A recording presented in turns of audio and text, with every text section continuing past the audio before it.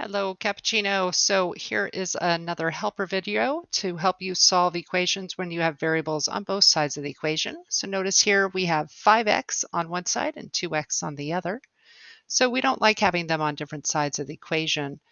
So we need to remove one of the variables from one side or the other. It doesn't matter which side, but I'm going to get rid of the 2x that's on the right-hand side and bring it over so it's with the 5x on the other side.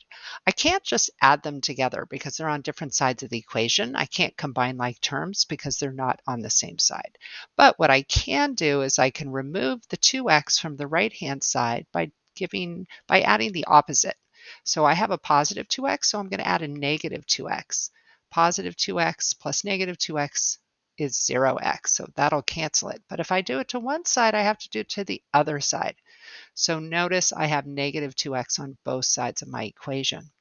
So the 2x plus negative 2x, that's just 0. That just goes away.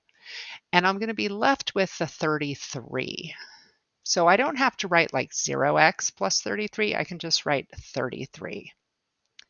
And then on the left side of the equation, I'm going to have the 5x plus negative 2x. So 5x plus negative 2x is going to leave me with 3x. And I still have the 15, so I'm going to bring down the plus 15. Now I just have a simple two-step equation to solve. So as we were doing in class, I'm going to get rid of the plus 15 first. The opposite of positive 15 is negative 15. So I'm going to put a negative 15 on both sides of my equation.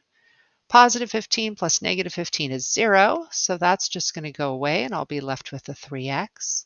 And on the right-hand side, 33 plus negative 15.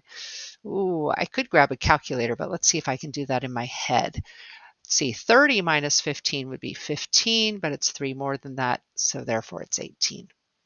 Now I have 3 times x equals 18. 3 times what is 18? So I can just think about that in my head, or if I can't figure it out, I can get rid of that times by 3 by doing the opposite of multiplication, which is division. Divide both sides by 3. And of course, I'm left with x equals 6 because 3 times 6 is 18. So I probably could have just figured that out without doing that extra step. Now, to make sure I didn't make any mistakes along the way, I'm going to do a check. When I do a check, I change the x's in the original equation to what x equals. And x equals 6. So I'm going to copy down my original equation again, and then I'm going to rewrite it with the x's as 6's. So notice the 5 next to the x, that means multiply. I can put in parentheses to show that means multiply. So when I substitute in my 6, I'm going to have 5 times 6 plus 15. And then on the right-hand side, I'm going to have, oh, see, I put in my 6 for my x. On the right-hand side, I have 2 times 6 plus 33. Now, I could do the multiplication and addition in my head, or I could just grab a calculator and I can do it on the calculator. So it's always nice to use technology. So here comes my calculator. And I'm going to type in 5 times 6 plus 15.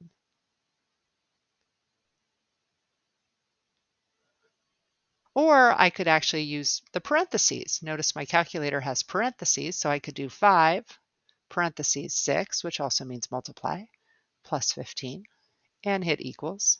So I could do it either way, and either way I would get 45. So the left-hand side of the equation equals 45.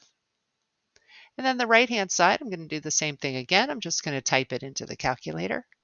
2 parentheses 6 plus 33. See what I get.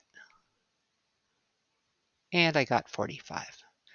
So since the left-hand side equals the right-hand side, it means that x equals 6 is a solution. The left-hand side equals the right-hand side. If I hadn't gotten the same number on both sides, it means I made a mistake. But since I got the same number on both sides, it means that x equals 6 is the solution to this equation.